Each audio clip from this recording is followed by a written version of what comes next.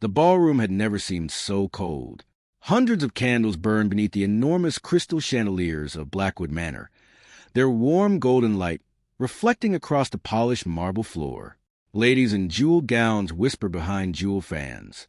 Gentlemen stood in small circles, discussing politics, horses, estates, and the latest rumors spreading through London society. The orchestra played a graceful waltz. Everything should have felt beautiful. Everything should have felt perfect. After all, it was a wedding anniversary celebration of the Duke and Duchess of Blackwood. But Eleanor Blackwood felt as though she were standing in the middle of a room that had suddenly lost all its air. She stood beside her husband, Adrian Blackwood, with one hand resting lightly against the folds of her pale blue gown. 3 years. 3 years since she had first entered this house as his bride. 3 years since she had promised to stand beside him through happiness and hardship. 3 years since she had secretly hoped that one day he would look at her and see something more than an obligation. Tonight, she had finally stopped hoping. Adrian stood beside her in an impeccably tailored black coat, his dark hair neatly styled, his expression as controlled as ever. He was handsome in a severe way that made half of London's unmarried women secretly admire him and the other half fear him. His blue eyes rarely revealed anything. Tonight, they revealed nothing at all. Eleanor looked at him. She had spent years studying that face. She knew the slight movement of his eyebrow when he was irritated. She knew the way his jaw tightened when someone challenged him. She knew he became silent when something troubled him. She knew which wine he preferred, which books he enjoyed, which horses he trusted, and which subjects he avoided discussing. She knew almost everything about him. And somehow, after 3 years of marriage, she still did not know whether he had ever truly looked at her.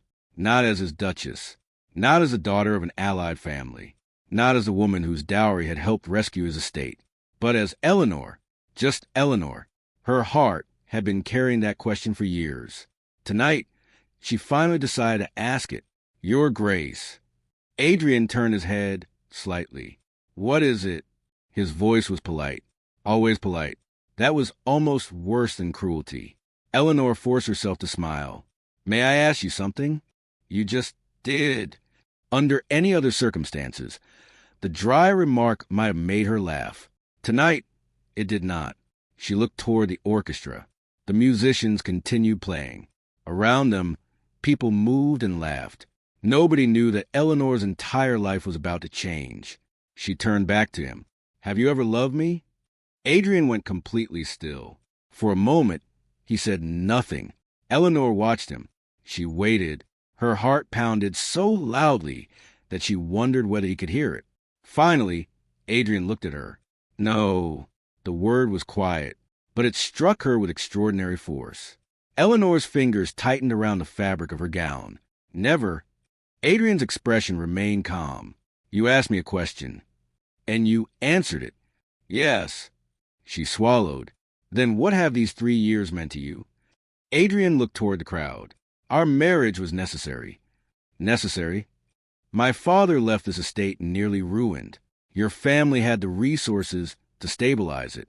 The marriage protected both houses. Eleanor stared at him. So that is all I was? Adrian sighed. Eleanor, don't make this more complicated than it is. Her heart cracked. More complicated? You knew what the marriage was when you agreed to it. She shook her head slowly. I knew it was arranged. I did not know I was supposed to spend 3 years pretending that I was married to a man who had never wanted me. Adrian's expression hardened. I never asked you to pretend. No, she whispered. You simply allowed me to. He looked at her. Something flickered in his eyes, but it disappeared too quickly for her to understand it. Eleanor took a breath. One more question. Adrian said nothing. Was I ever anything more than the agreement between our families? Silence. Then Adrian answered. No. Eleanor felt something inside her finally go quiet. She had imagined this moment countless times. In some versions, he confessed that he had always loved her. In others, he admitted that he had been afraid. Sometimes she imagined him taking her hand and telling her that the past 3 years had meant everything. But reality was much simpler and much crueler. Adrian looked directly into her eyes. I never loved you. You were only my duty. The words remained between them. Eleanor did not cry. She did not slap him. She did not make a scene. She simply stared at him. 3 years of memories rushed through her mind. The first morning after their wedding, she had waited for him at breakfast. He never came. The first winter, she had prepared his favorite tea when he returned from Parliament. He thanked her without looking up from his papers. The summer she had fallen ill. He had sent the physician. He had never visited her room. The evening she had won a small charity auction on behalf of the estate. She had searched for him afterward because she wanted to tell him he had been speaking with another woman and never noticed her standing in the doorway. Every memory seemed different now, not because the past had changed, because she finally understood it. Eleanor lowered her eyes. I see. Adrian watched her.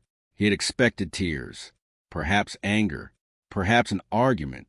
Instead, she smiled. It was the saddest smile he had ever seen. Thank you. His brows drew together. For what? For finally telling me the truth. She turned away. Adrian watched her walk across the ballroom. He expected her to stop. She did not. He expected her to look back. She did not. She passed through the great doors. And for the first time since their wedding, Adrian felt something he could not explain. An emptiness. He told himself it was relief. He had always valued control. He had always hated emotional complications. Perhaps now that Eleanor understood their marriage had been nothing more than an arrangement, things would become easier. He returned his attention to the guests. He accepted congratulations. He answered questions. He smiled when necessary. He behaved exactly as a duke should. Yet throughout the evening, his eyes kept drifting toward the doors. Eleanor never came back. And somewhere deep inside him, a voice whispered that she never would. 3 years earlier, Eleanor had arrived at Blackwood Manor beneath a sky filled with autumn rain. She had been 24, young enough to believe that a difficult beginning could become a beautiful future. Her carriage stopped before the enormous stone steps. She looked through the window at the towering manor. Blackwood Manor was impressive. It was also intimidating. Gray stone walls rose above carefully maintained gardens. Tall windows reflected the dark sky. Stone statues stood along the pathway, their faces stern and expressionless. Eleanor had heard stories about the Duke. Adrian Blackwood was known throughout the country as a cold and disciplined man. He had inherited his title at 29 after his father's sudden death. He had inherited more than a title. He had inherited enormous debts. His father's investments had failed. Several properties had been mortgaged. Workers had gone unpaid. The family name was in danger. Eleanor's father had offered financial assistance. But there had been a condition: marriage. Eleanor had agreed. She had told herself that she understood what she was doing. She had told herself that love was not always necessary at the beginning. Perhaps affection would come later. Perhaps friendship would come first. Perhaps Adrian simply needed time. That was what she believed, until she met him. He stood at the top of the staircase when she entered, tall, broad-shouldered, dark-haired. His expression was unreadable. He looked at her for several seconds. Then he said, "Lady Eleanor, Your Grace, you may call me Adrian when we are alone." She smiled. "I would like that." He nodded. "Your rooms are prepared." Eleanor glanced toward the staircase. "Thank you. You will find everything you need." There was no warmth in his voice, but there was no cruelty either. She told herself that was enough. That night, they ate dinner together for the first time. The table was enormous. They sat several feet apart. Eleanor tried to start conversation. "Your estate is beautiful. It belongs to my family." She smiled uncertainly. "I can see that." Silence. She tried again. "I've heard the gardens are lovely in spring." "They are." Silence again. Eleanor looked at him. "Do you always speak so little?" Adrian glanced up. "Usually." Despite herself, she laughed. He looked surprised. "You find that amusing?" "A little." "Why?" "Because I expected a frightening duke. And you are still frightening." For the briefest moment, something almost like amusement appeared in his eyes. It vanished quickly, but Eleanor remembered it. That tiny moment became one of the reasons she stayed hopeful. The first year their marriage passed quietly. Eleanor tried. She tried everything. She learned the names of the estate workers. She visited the village. She reorganized the household accounts. She helped the cook reduce unnecessary expenses. She persuaded Adrian to reopen the old schoolhouse near the estate. She attended social events beside him. She learned his preferences. She tried to understand his silences. Most importantly, she waited. She waited for him to become comfortable with her. She waited for him to realize that she was not trying to control his life. She waited for friendship. Sometimes she thought she saw signs. Once, Adrian returned from London with a book. He placed it on her desk. "I thought you might like this." Eleanor stared at the book. "You remembered." He frowned. "You mentioned it." "I mentioned it once." "Yes." She smiled. "Thank you." He nodded and left. Eleanor held the book against her chest. It was such a small thing, but to her, it meant everything. She began believing that perhaps Adrian cared. Not love, not yet, but perhaps something. Another time, she became ill. Adrian sent a physician immediately. When she recovered, he asked the doctor every evening whether she was improving. Eleanor learned this only later from the physician. She wondered why Adrian had never come himself. Perhaps he was shy. Perhaps he did not know how. She excused everything. That was her greatest mistake. She kept making excuses for a man who had never asked her to. The second year was harder. Adrian became increasingly occupied with estate matters. He traveled frequently. Eleanor wrote to him. Sometimes he replied. Sometimes he did not. When he returned, she waited for him. She would dress carefully. She would arrange dinner. She would tell herself not to expect too much. And every time he entered the house, she would feel that same foolish flutter in her heart. Perhaps tonight. Perhaps this evening. Perhaps now. But Adrian always returned to his study. Eleanor would sit alone at the dinner table. Eventually, she stopped waiting. Or at least she told herself she had. She began spending more time in the village. She helped a widow whose son needed medicine. She organized winter clothing for the servants' families. She worked with the estate accountant. She became someone people trusted. The villagers adored her. The servants respected her. Everyone except the one person whose opinion mattered most to her, Adrian. One afternoon, Eleanor stood outside his study. She held a small parcel. She knocked. "Come in." She entered. Adrian was reading documents. "I brought you something." He looked up. "What is it?" She placed the parcel on his desk. "A gift." He opened it. Inside was a silver pen. He looked at it. "I noticed yours was damaged."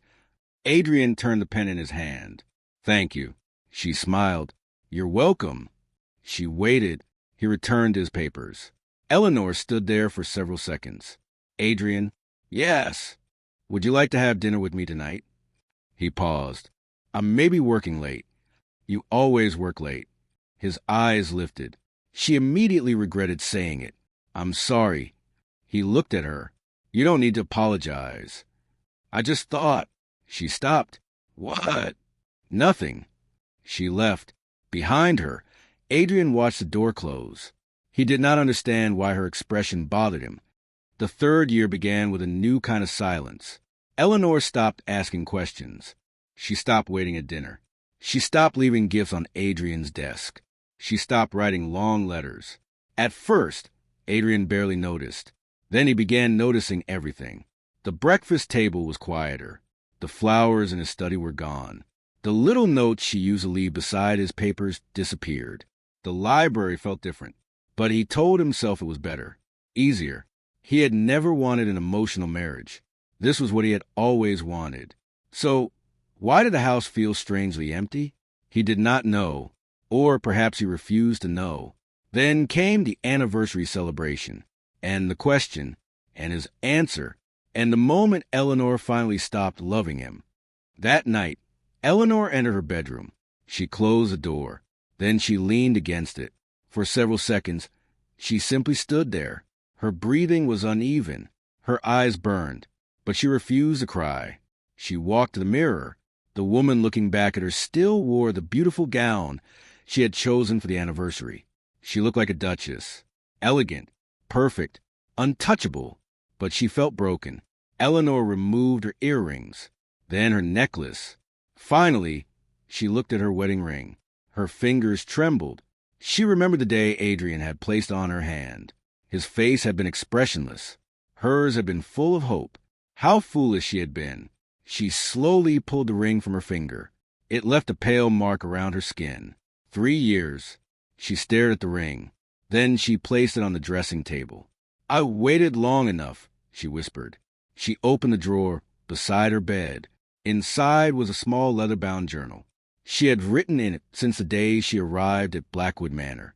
She turned through the pages. "Today Adrian spoke to me for 20 minutes. Today he laughed. Today he asked whether I enjoyed the concert. Today he remembered my favorite flowers. Every small moment, every tiny hope." She turned to the final blank page. Her pen touched the paper. "I waited long enough." She closed the journal. Then she began packing. By dawn, Eleanor's trunk stood in the corridor. Her maid, Margaret, watched her with tears in her eyes. "Your Grace, are you certain?" Eleanor nodded. "I am. You could wait until he returns. He won't ask me to stay. But perhaps—" "No." Eleanor smiled sadly. "Margaret, I spent 3 years believing there was perhaps." She touched the maid's hand. "There isn't one." Margaret began to cry. Eleanor hugged her. "You have been kind to me. You're my Duchess." "No." Eleanor smiled. "I was your Duchess. I hope one day you will remember me simply as Eleanor." At breakfast, Adrian entered expecting to see her.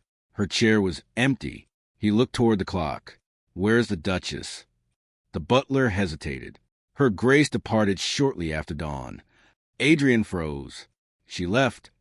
"Yes, your Grace." "Where?" The butler handed him an envelope. "She left this for you." Adrian recognized the handwriting immediately. He opened it. "Adrian, you told me I was only your duty, so I am finally releasing you from it. You no longer need to pretend to be my husband, and I no longer need to pretend that your silence does not hurt.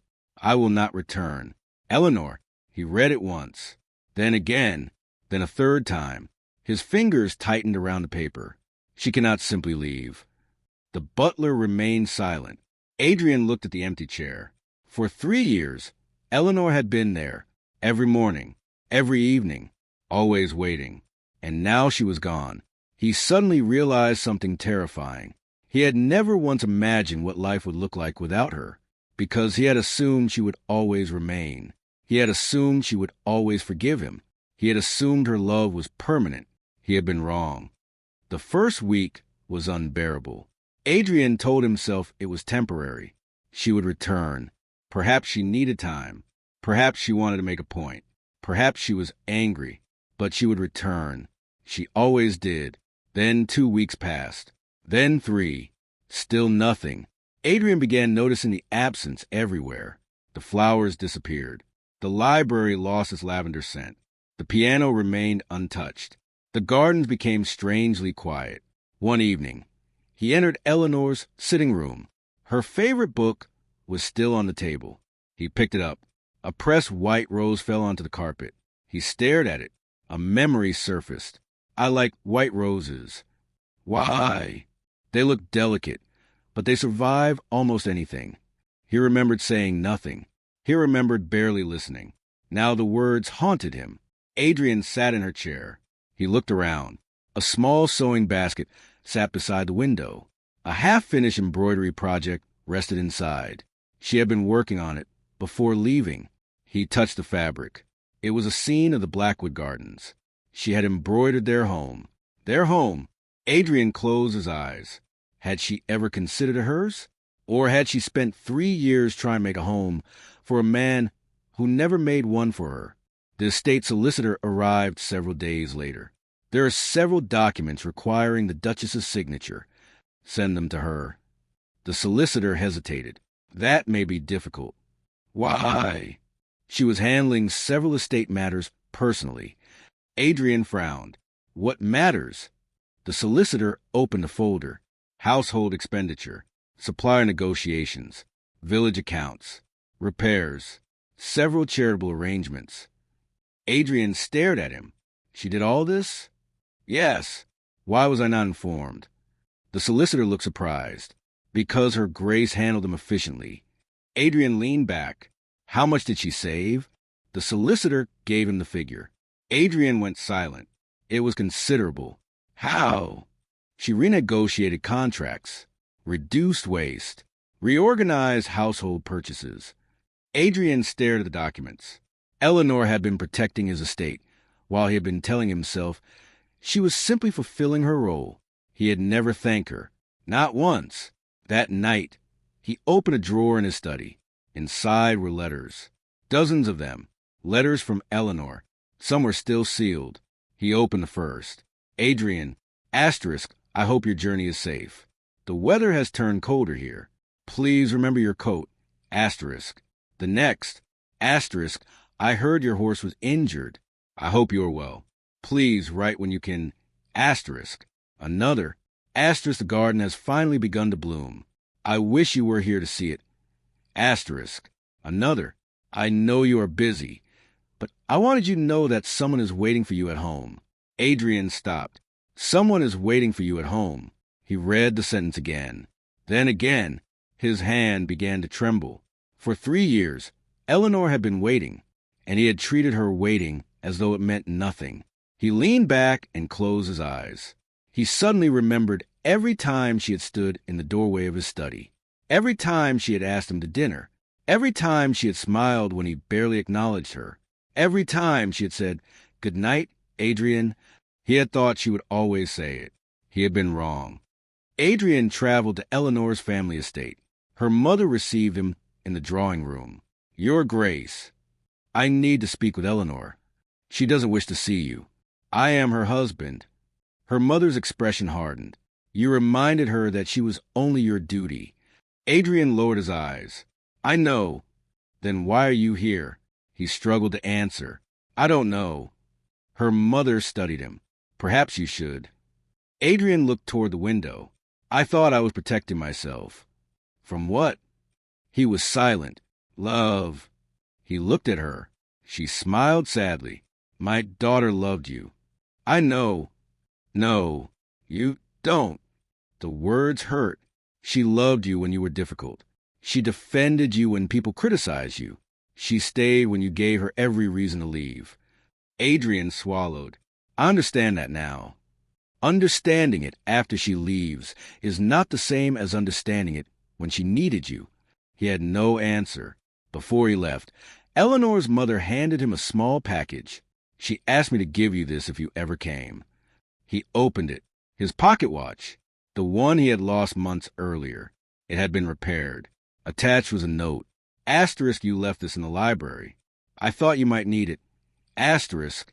Adrian stared at it. Even after leaving, she had cared about him. That hurt more than anger would have. Months passed. Adrian changed.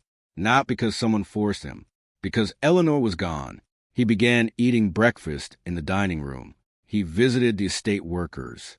He learned the names of families Eleanor had helped. He visited the village school. He discovered that Eleanor had personally purchased books for children who could not afford them. He learned that she had paid a widow's rent for 6 months. He learned that she had quietly arranged medical care for an elderly servant. Every discovery made him feel smaller. One afternoon, the old gardener approached him. Your Grace. Yes. Her Grace always told us something. What? That a house should feel like home. Adrian looked toward Blackwood Manor. The great house suddenly looked different. It had never been Eleanor's home. It had been a place where she had waited, a place where she had tried, a place where she had loved him alone, and he had called that love duty. That night, Adrian made a decision. He would find her, not to order her home, not to demand forgiveness, not because she was his duchess, but because he owed her the truth. 6 months after Eleanor left, Adrian found her. She was living in a quiet coastal village. He saw her from a distance. She stood outside a small cottage, speaking with several children. She laughed. Adrian stopped. He had not heard that laugh in years. It was warm, free, real. She looked happier than he had ever seen her at Blackwood Manor. Then she noticed him. Her smile vanished. Adrian. He removed his hat. Eleanor, what are you doing here? I came to apologize. I already accepted your apology. No. He shook his head. You accepted my regret. That isn't the same thing. She crossed her arms. What do you want? Adrian looked at her. I want to tell you something I should have told you 3 years ago. She waited. I was wrong. Her expression did not change. I know. I was cruel. You were honest. I was both. Silence. Adrian took a breath. I told myself I didn't love you because admitting that I did frightened me. Her eyes narrowed slightly. You expect me to believe that? No. He shook his head. I expect nothing. He continued. I thought love would make me weak. I had already lost my father. I had inherited his debts, his failures, his responsibilities. I believed that if I kept everything under control, nothing could hurt me. Eleanor's voice softened. And I became something you had control. Yes. He looked down. I am ashamed of that. She was silent. I thought if I called our marriage duty, I would never have to admit how much you mattered.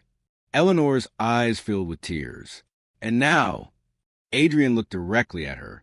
Now I know I loved you before I understood what love was. She shook her head. You came too late. I know. You cannot erase what happened. I know. You cannot make me forget. I would never ask you to.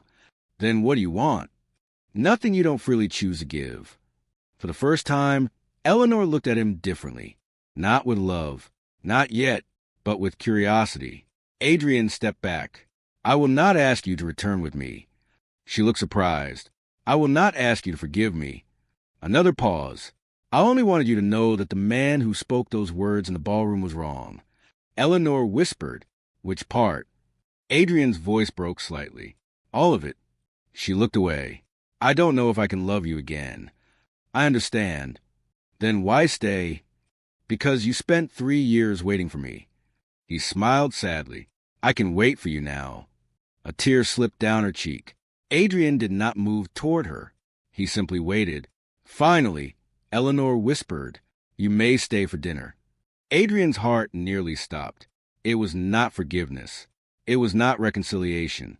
But it was a beginning. Their first dinner was awkward.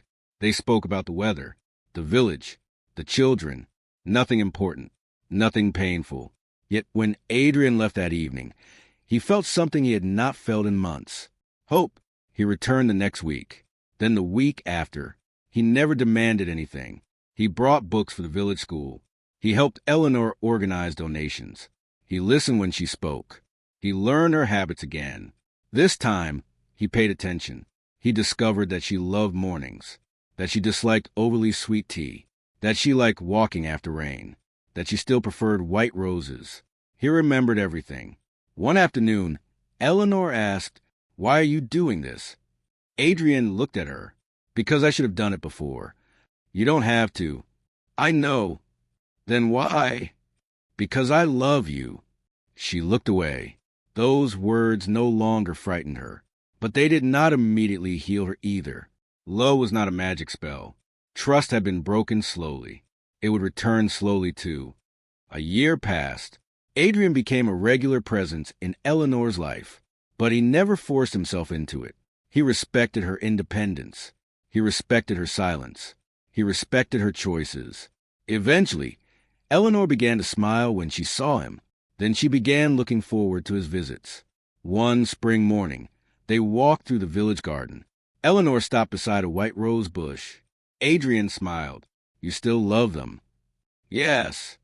Why? She glanced at him. You already know. Perhaps I want to hear you say it again. She smiled. They looked delicate. And they survive almost anything. Adrian looked at her. I don't want us to survive anymore. She frowned. What do you mean? I want us to live. She stared at him. He continued. I don't want you to remain with me because you are my wife. He took a breath. And I don't want to remain with you because I am your husband.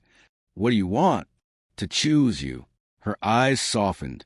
Every day. Every day. Eleanor looked down at the rose.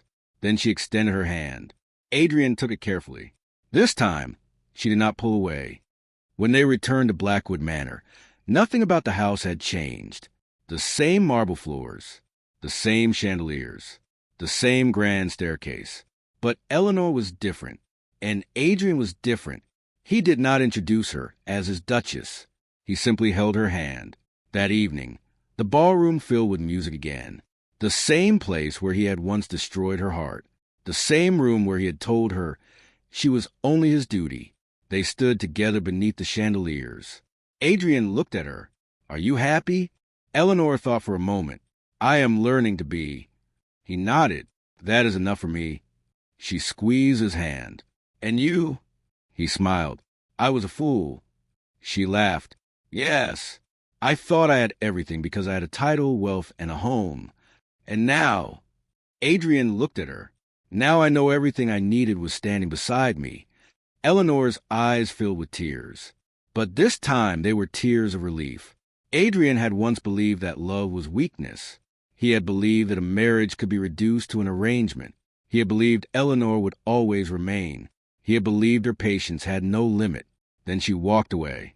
And only after losing her did he understand what she had given him. She had given him loyalty when he offered her distance.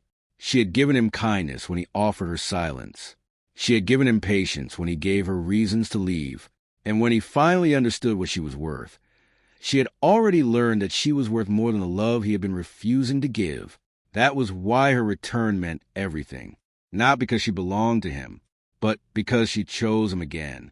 Adrian lifted her hand and pressed a gentle kiss against it. "You know," Eleanor whispered, "you once told me I was only your duty. I remember. I believed you. I know. And it nearly destroyed me." Adrian's eyes lowered. "I know." She studied him. "But you were wrong." He looked at her. "About what?" She smiled. "You were wrong when you said I was only your duty." His heart stopped. "What was I?" Eleanor's fingers tightened around his. "You were the man I loved." Adrian's eyes filled with emotion. "And now," she smiled, "now you are the man I chose." He closed his eyes for a moment. Then he whispered, "Thank you." "No." She shook her head. "Don't thank me." "Why?" "Because this time, Adrian, I want you to understand something." "What?" "I didn't come back because you needed me." She looked into his eyes. "I came back because I wanted you." Adrian smiled. And for the first time since their marriage, he understood the difference between being given someone's presence and being chosen by someone who was free to leave. That night, beneath the same chandeliers where he had once broken her heart, Adrian held Eleanor's hand, not because she was his duchess, not because their families had arranged their marriage, not because she was his duty, but because, after everything they had survived, she had freely chosen to stand beside him. And this time, Adrian knew better than to ever take that choice for granted. Love had not saved their marriage on the day they exchanged vows. Love had saved it much later, on the day Eleanor walked away, on the day Adrian finally understood what he had lost, and on the day she returned, not as a woman who needed him, but as a woman who knew she could live without him and chose to love him anyway. That was a love Adrian had spent years refusing to name, and that was a love he would spend the rest of his life protecting.